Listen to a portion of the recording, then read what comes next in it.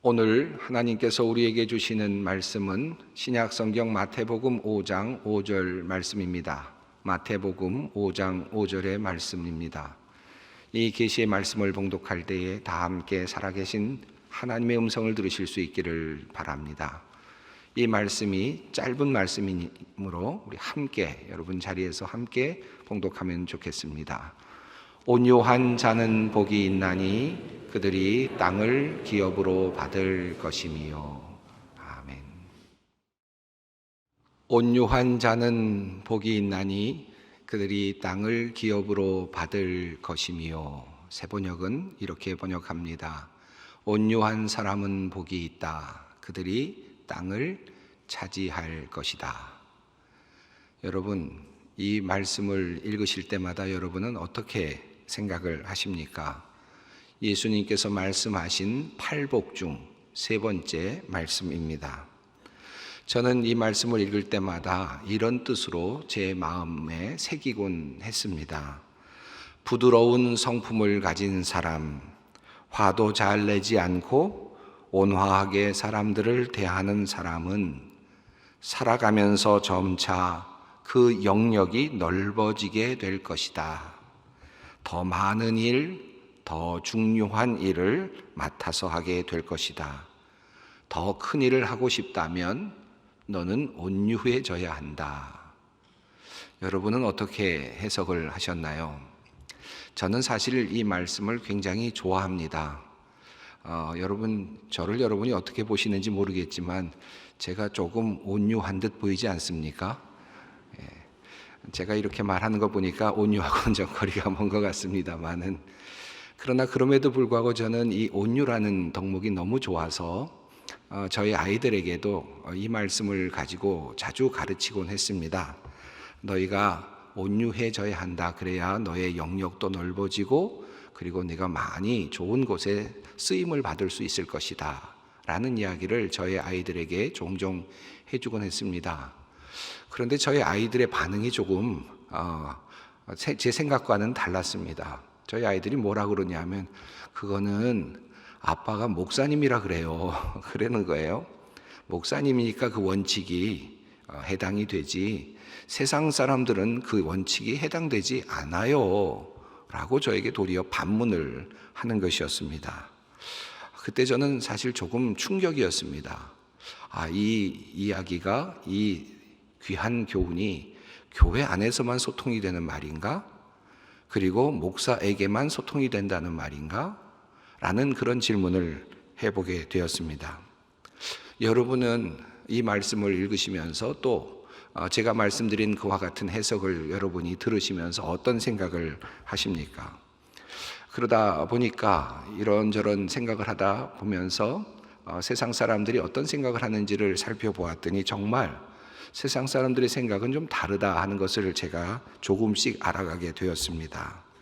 더 큰 일을 하고 싶다면, 더 많은 일을 하고 싶다면, 더 중요한 일을 하고 싶다면 저는 이 말씀을 가지고 너희가 온유해져야 한다라고 그렇게 해석을 했는데, 세상 사람들은 더 큰 일을 하고 싶다면, 더 많은 일을 하고 싶다면, 더 중요한 일을 하고 싶다면 너는 실력을 키워야 한다 라고 그렇게 말하는 것으로 보였습니다. 너는 실력이 있어야 한다. 너는 배경이 있어야 한다. 너는 비전이 있어야 한다. 자, 그래서 이 말씀을 다르게 이렇게 세상 사람들의 표현으로 표현하면 이렇게 되지 않을까 생각도 해봅니다. 좋은 집안에서 태어난 사람은 복이 있나니 그들이 땅을 기업으로 받을 것이요. 비전을 가지고 능력을 가진 사람은 복이 있나니 그들이 땅을 차지할 것이요. 정치와 경제의 흐름에 민감하고 용기 있게 대출을 받을 수 있는 사람은 복이 있나니 그들이 부동산을 소유할 것이며. 여러분 어떻게 생각하십니까?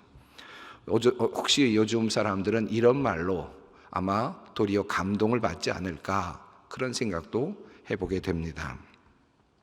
사실 이 온유라고 하는 단어는, 이 말은 모두가 다 잘 알고 있고 또 좋아하는 말이면서도 그럼에도 불구하고 이 온유라고 하는 이 덕목은 세상 사람들이 잘 찾으려고 하지 않거나 추구하지 않는 그런 덕목이 되어버린 것 같다는 생각이 듭니다.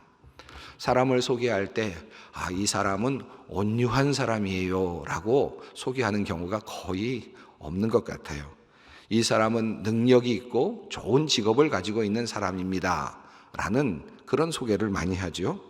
이 사람은 가정 배경이 든든하고 그리고 또 비전을 갖고 있는 사람입니다. 가능성이 많은 사람입니다. 이렇게 소개하는 경우들은 꽤 있는 것 같은데 이 사람은 온유한 사람이에요. 이렇게 표현하는 경우는 드문 것 같습니다.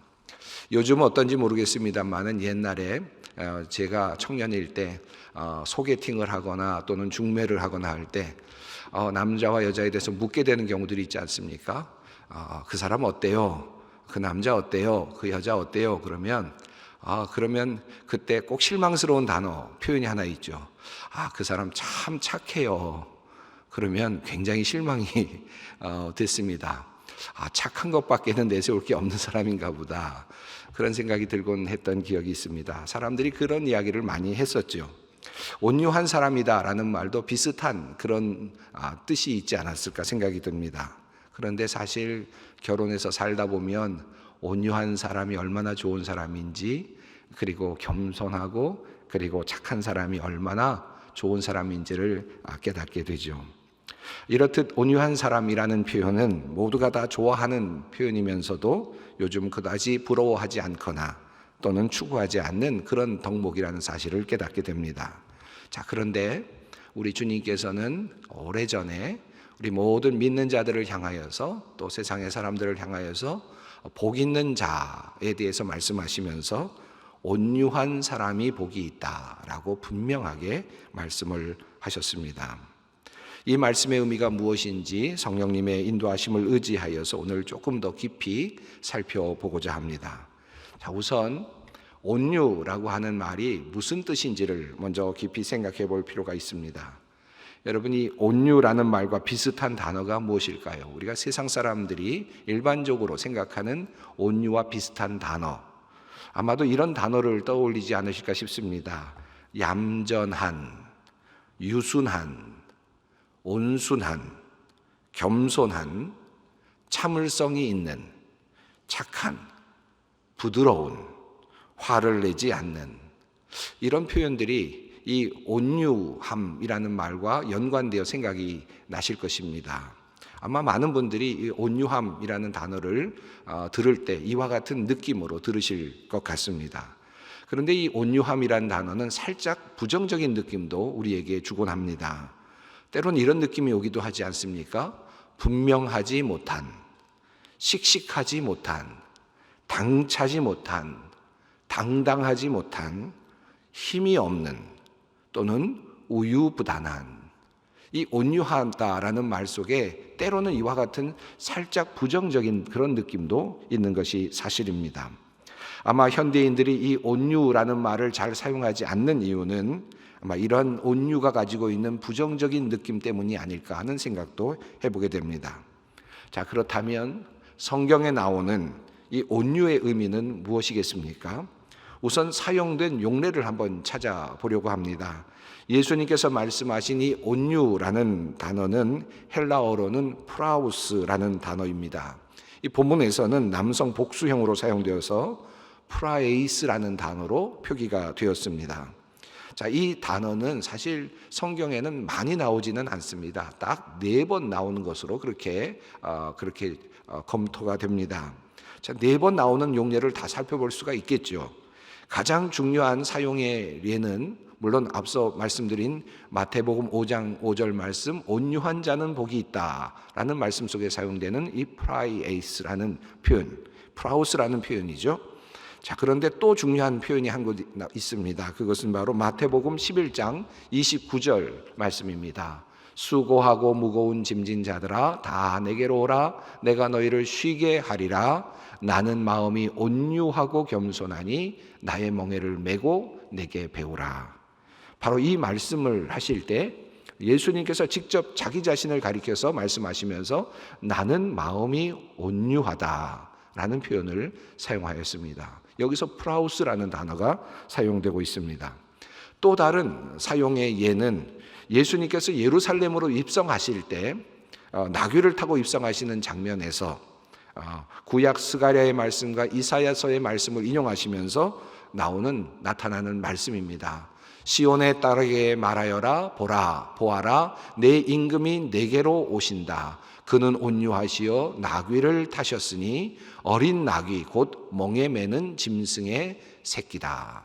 제가 이 본문을 새 번역으로 읽어드린 이유는 이 번역에는 온유하다라는 표현이 직접적으로 사용되고 있지만 우리가 주로 읽는 개역 개정 성경에는 이 단어가 다르게 표현되어 있기 때문입니다. 겸손하여라는 표현으로 바뀌어서 표현되어 있기 때문입니다. 여기서도 이 단어는 프라우스입니다. 자, 그러니까 이 세 번째 단어는, 세 번째 용례는 이 온유하다는 말과 겸손하다라는 말이 다르게 번역되어 있는 그런 부분이기도 합니다. 마지막으로 네 번째 사례는 베드로 전서에서 아내들에게 요청하는 그런 하나님의 말씀, 사도의 권면 속에 나타나고 있습니다. 썩지 않는 온유하고 정숙한 마음으로 속사람을 단장하도록 하십시오. 그것이 하나님께서 보시기에 값진 것입니다. 아내들을 향하여서 속사람을 온유한 마음으로 치장하라라고 그렇게 권면할 때 이곳에서도 프라우스 단어가 사용이 되고 있습니다. 자, 요약하면 온유라는 단어는 어떤 마음의 상태, 속사람의 상태를 의미하는데 특별히 예수님과 관련하여서 사용이 되었습니다. 2번이나 사용이 되었지요. 예수님의 성품으로 2번이나 사용이 되었고 동시에 번역상으로는 겸손하다라는 단어와 함께 표현과 함께 사용되기도 했습니다. 온유라는 표현을 이렇게 겸손이라는 표현으로 바꾸어서 번역한 경우들이 여러 번 성경에 나옵니다. 그 중에 대표적인 예가 바로 구약 민수기에 나오는 모세의 이야기이겠습니다. 이 사람 모세는 민수기 12장 3절 말씀이죠. 이 사람 모세는 온유함이 지면에 모든 사람보다 더하더라. 이 말씀을 새 번역은 이렇게 표현했습니다. 모세로 말하자면 땅 위에 사는 모든 사람 가운데서 가장 겸손한 사람이다. 이 부분에서 온유함이라는 단어와 겸손함이라는 단어가 다르게 번역해서 사용이 된 경우입니다. 모세의 이야기가 나왔으니까 잠깐 이야기를 하고 가겠습니다. 이 말씀은 사실 쉽게 우리가 이해하기 어려운 그런 본문 말씀이죠. 모세의 온유함이 온 지면에 더하였다라는 이 말씀은 모세의 행동과 모세의 성품을 잘 알고 있는 사람들에게는 참으로 쉽게 받아들이기 어려운 그런 말씀이기도 합니다. 그래서 그런지 새 번역은 이 말씀을 온유함이라는 표현 대신에 겸손함으로 바꾸어 보았습니다. 이 부분에 대해서는 제가 또 다시 다른 기회에 말씀을 드릴 기회가 있을 것입니다. 그러나 오늘 설교의 주제와 관련해서 한 가지만 짚어본다면 모세가 과연 우리가 생각하는 이 개념에서 온유라는 단어를 사용할 수 있는 인물인가라고 하는 점입니다. 모세는 이스라엘 사람을 핍박하는 애굽인을 보고는 금방 화를 내고 그만 그 사람을 때려서 죽인 그런 사람이죠. 자신의 어떤 감정을 잘 관리할 수 없었던 사람입니다. 그런 사람에게 온유라는 단어를 사용할 수 있을까라는 생각이 들지요. 모세는 하나님 앞에서도 아주 거칠게 항의를 했던 사람이기도 합니다. 시내산에서도 그랬고요. 그리고 또 그 광야에서도 이스라엘 백성들로부터 고통을 당할 때마다 하나님께 거칠게 항의를 하기도 했던 사람입니다.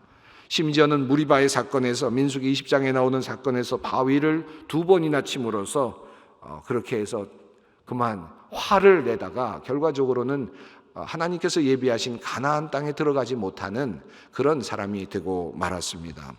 그러니까 온유한 사람이 땅을 차지하리라라는 말씀과 연관해서 생각해 본다면 과연 모세가 온유한 사람이라고 할 수 있을까라는 생각도 하게 됩니다. 이 부분에 대해서는 나중에 조금 더 기회가 있을 때 말씀을 드리겠습니다만은 분명한 것은 이 온유라는 개념이 우리가 생각한 것보다 훨씬 더 클 수 있다. 아니면 완전히 다를 수도 있다라고 하는 사실을 이 구약의 본문이 우리에게 알려주고 있다는 것입니다. 자, 다시 오늘 본문 말씀인 마태복음 5장 5절의 말씀으로 돌아가 봅니다. 자, 이 말씀의 의미는 무엇일까요? 사실 이 말씀은 너무 짧아서, 그리고 단어의 사용도 얼마 없어서 이 말씀의 뜻을 이 본문만 가지고 찾기에는 쉽지가 않습니다. 온유한 사람은 복이 있다. 이 말씀을 통해서 온유의 의미를 어떻게 우리가 찾을 수 있겠습니까? 자, 그렇다면 이 본문 말씀이, 예수님의 말씀이 어디서부터 온 것일까요? 물론 예수님께서 마음으로 우러나셔서 하나님의 계시를 받으시고 말씀을 하셨겠죠. 그런데 이 말씀이 혹시 예수님께서 인용하신 그런 본문은 아닐까 하는 생각을 하면서 본문을 찾아봅니다. 구약에 있는 어떤 말씀을 염두에 두신 것이 아닐까 한번 생각을 해보는 것이죠. 정확하게 알 수는 없지만 예수님께서 인용하신 듯 보이는 구약의 본문이 한 곳 있습니다. 그 말씀은 시편 37편 11절 말씀입니다. 그 말씀은 이렇습니다. 그러나 온유한 자들은 땅을 차지하며 풍성한 화평으로 즐거워하리로다. 많은 성경학자들은 이 예수님의 말씀이 이 시편 37편의 말씀을 인용한 것으로 그렇게 이해를 하고 해석하고 있습니다. 만약 예수님께서 이 말씀을 생각하시면서 팔복을 말씀하셨다면 우리는 이 시편의 말씀을 보다 깊이 살펴볼 필요가 있습니다. 온유한 자가 도대체 어떤 사람인지, 예수님께서는 어떤 사람을 염두에 두고 이 온유함이라는 단어를 사용하셨는지 시편 37편의 말씀을 깊이 살펴보면 그 해답을 알 수도 있을 것입니다. 사실 시편 37편의 말씀은 제가 매우 좋아하는 그런 말씀입니다. 아마 이 말씀을 좋아하시는 분들이 꽤 많으실 것으로 생각합니다. 저도 여러 번 힘든 일을 경험했고, 그리고 악한 일을 하는 사람들 때문에 고통을 당해본 일이 있었기 때문에, 손해를 본 적도 있었기 때문에 이 말씀은 저에게 늘 힘을 주는 그런 말씀이었습니다. 아마 여러분 중에도 이 말씀이 여러분 마음속에 있는 분들이 꽤 있을 것입니다. 다윗의 시로 알려져 있는 이 시편은 이렇게 시작이 됩니다. 악을 행하는 자들 때문에 불평하지 말며 불의를 행하는 자들을 시기하지 말지어다. 악을 행하는 사람들을 볼 때, 불의를 행하는 사람들을 볼 때 우리의 마음이 어떻습니까? 어떻게 저런 사람들이 이 세상에 있을 수 있을까? 어떻게 저런 사람들이 아직도 이 땅에서 존재할 수 있을까? 왜 하나님께서는 저런 사람들에게 벌을 내리시지 않는 것인가? 하나님 앞에서 불평이 생겨나고 살맛이 없고 힘이 빠지죠. 내가 도리어 하나님을 대신해서 징벌해주고, 내가 재판해주고, 내가 심판해주고 싶다는 그런 열정도 생겨날 수도 있습니다. 이것이 바로 우리들의 경험 아닙니까? 우리가 이런 경우들을 보면서 불의에 항거하고 싶고, 때로는 응징하고 싶고, 불의를 행하는 자에게 화를 내거나 또는 모욕을 주거나 또는 그에게 폭력을 가하거나 도리어 그런 사람들에게 같은 방법으로 돌려주고 싶은 그런 생각이, 그런 욕구가 생길 때가 얼마나 많습니까? 불의를 행하는 사람들, 나를 향하여 악을 행하는 사람들, 아니 나를 향하여서 아니라도 다른 사람들을 향하여서 불의를 행하고 악을 행하는 사람들, 그런 사람들을 향해서 달려가서 벌을 주고 싶은 것이 우리들의 마음이 아니겠습니까? 얼마 전에 뉴스를 보니까 어떤 사람이 범죄를 저지르고, 그리고 아내도 죽이고, 그리고 사람들을 죽인 다음에, 여인들을 죽인 다음에 더 못 죽여서 아니다라고 하는 말을 했던 그 사람이 또다시 잡혀 나올 때 어떤 사람이 달려들어서 그 사람에게 폭력을 가하다가 저지되는 그런 일이 있었다. 그런 뉴스가 있었습니다. 그런 마음이 우리들의 마음 아니겠습니까? 내가 도리어 갚아주고 싶고, 내가 도리어 그것을 응징해주고 싶은 그런 마음이 있죠. 그런데 하나님께서는 그런 상황 속에서 다윗을 통하여 이렇게 말씀을 하십니다. 악을 행하는 자들 때문에 불평하지 말며 불의를 행하는 자들을 시기하지 말지어다. 그들은 풀과 같이 속히 배임을 당할 것이며 푸른 채소같이 쇠잔할 것임이로다. 또 주님께서 말씀하십니다. 7절 말씀입니다. 악한 꾀를 이루는 자 때문에 불평하지 말지어다. 잠시 후에는 악인이 없어지리니 내가 그것을 자세히 살필지라도 없으리로다. 하나님께서 악한 자들을 보면서 불평하지 말고 악한 꾀를 내어 잘 되는 줄 보이는 사람들을 보면서 시기하지 말라고 그렇게 말씀하십니다. 왜냐하면 그들은 곧 배임을 당할 것이며 그들은 곧 쇠잔할 것이며 그들은 곧 사라져 보이지 않을 것이기 때문이다. 이것이 하나님의 말씀입니다. 이런 맥락에서 하나님께서 주신 말씀이 바로 온유한 자는 땅을 차지할 것이다 라는 말씀입니다. 불의가 횡행하고 그리고 불의한 자들이 마치 푸른 무성한 나무처럼 활동하고 있는 그런 상황 속에서 하나님께서는 그들을 바라보면서 실망하지도 말고 불평하지도 말고 시기하지도 말라. 그들은 곧 사라질 운명이다. 곧 심판받을 운명이다. 곧 쇠잔해질 그런 운명이다 라고 말씀을 하시는 것이죠. 그러면서 하시는 말씀이 온유하라 라는 말씀이라는 뜻입니다. 그러면서 하시는 말씀이 온유한 자는 땅을 차지하게 될 것이다 라는 말씀입니다. 자, 그렇다면 이 온유한 자, 이 온유함이라는 단어는 이 시편 37편에서 어떻게 사용이 되고 있습니까? 우선 온유한 자들은 땅을 차지할 것이다 라는 말씀만 가지고는 그 온유한 자가 어떤 자인지 알 수 없습니다. 그런데 9절 말씀에 보면 같은 맥락의 말씀이 하나 우리에게 힌트로 들어 있습니다. 이 말씀은 이렇습니다. 여호와를 소망하는 자들은 땅을 차지하리로다.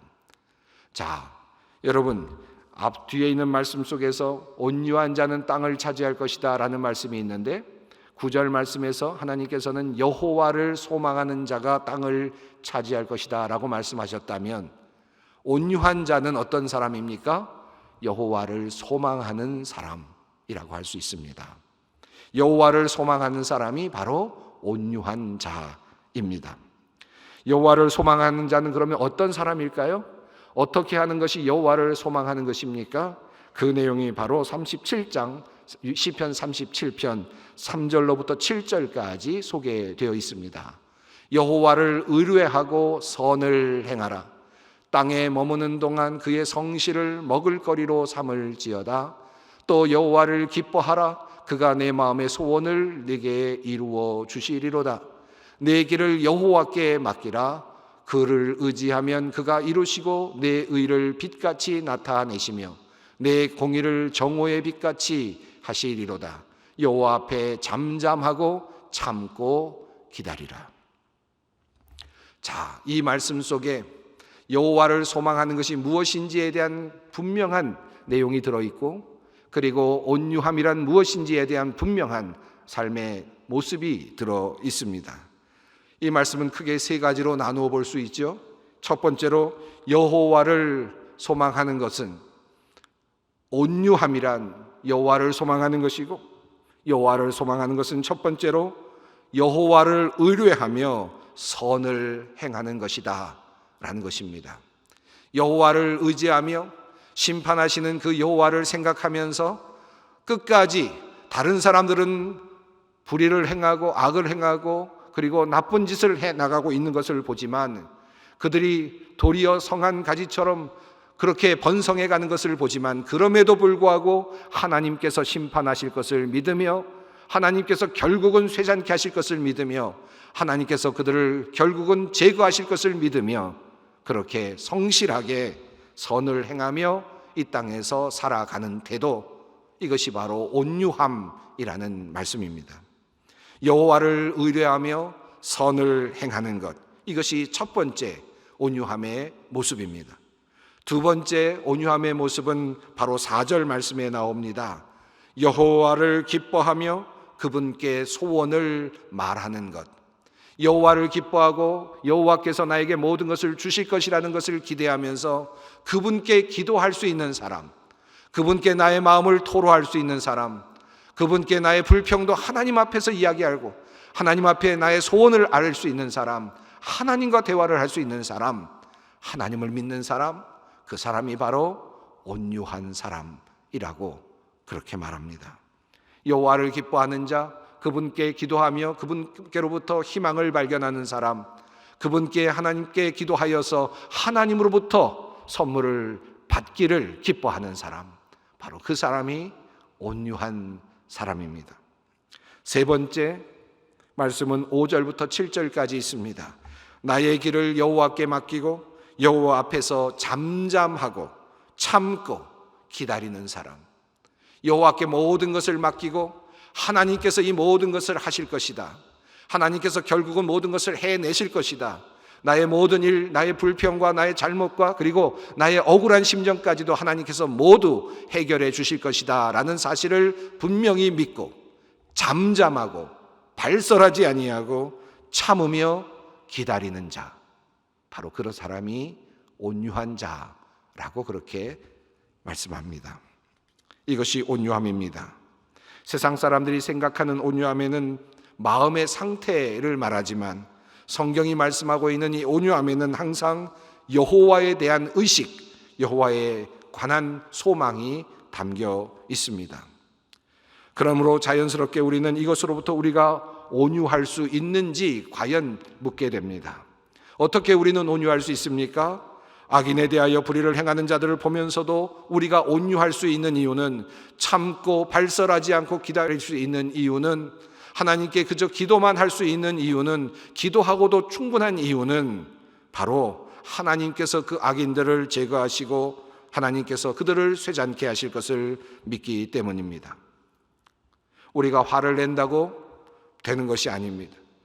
우리가 보복한다고 이 땅에 그런 잡초와 같은 것들이 사라지거나 없어지는 것도 아닙니다. 그들은 어디에나 있는 것 같이 보이고 그들은 승승장구하는 것처럼 보입니다. 그러나 하나님은 그들을 결국은 모두 제거해 내실 것입니다. 바로 이 믿음으로 우리는 온유를 꿈꿉니다. 하나님이 계시기에 그분을 신뢰하고 선을 행할 수 있고 성실할 수 있다. 하나님께서 보고 들으시기에 그분께 기도하며 소원을 아뢰 수 있다. 하나님께서 하신다고 믿기에 나의 길을 여호와께 맡기고 여호와 앞에서 잠잠하고 기다릴 수 있다. 이것이 바로 온유함입니다. 그래서 빌리 그레함 목사님은 그의 행복이라고 하는 책에서 다음과 같이 온유함을 설명합니다. 이것은 연약함을 의미하지 않습니다. 진정한 온유함이란 나를 하나님께 맡기고 내면의 거듭남을 통해 하나님의 목적에 합당하고 쓸모있는 사람으로 변하는 것입니다. 다시 말하면 하나님의 뜻에 모든 것을 맡기고 그분의 인도하심에 나는 연약하지만, 나는 나약하지만 그분 앞에 그분의 뜻에 맞추어 나를 바꾸어 가는 태도, 이것이 바로 온유함이라 합니다. 이 세상에 이해가 되지 않는 것들이 얼마나 많이 있습니까? 받아들일 수 없는 것들이 얼마나 많습니까? 그러나 온유한 사람은 복을 받습니다. 하나님의 뜻을 이해하려고 하고 하나님의 뜻에 자신을 맞추려고 하고 하나님의 목적에 합당한 사람으로 서고자 하는 사람들, 변화되고자 하는 사람들, 그런 사람은 복 있는 사람들입니다. 그래서 이 온유는 언제나 오래 참음과 함께 나타납니다. 시편 37편도 조금 더 참으라고 말씀하고 있고 에베소서 4장 2절도 겸손함과 온유함과 그리고 오래 참음을 함께 다루어 설명하고 있습니다. 사랑하는 성도 여러분, 온유하십시다. 하나님 앞에서의 연약함 그리고 나약함이 바로 온유입니다. 그래서 하나님의 뜻에 모든 것을 맡기고 그분의 인도하심에 따라가는 것, 그리고 기다리는 것, 참는 것, 견디는 것, 성실하게 나의 삶을 사는 것, 이것이 온유함입니다. 온유한 사람은 복이 있습니다. 하나님께서 땅을 선물로 주실 것입니다. 하나님의 나라가 그런 사람들의 것입니다. 기도하겠습니다. 사랑이 많으신 하나님, 온유하라 말씀하시는 그 명령을 받아듭니다. 나의 생각과 힘으로 되는 것이 아니요 성령께서 주시는 능력으로 되는 줄 믿습니다. 심판하실 하나님을 늘 기억하며 모든 것 하나님께 맡기는 온유한 자 되게 하여 주시옵소서. 예수님의 이름으로 기도드리옵나이다. 아멘.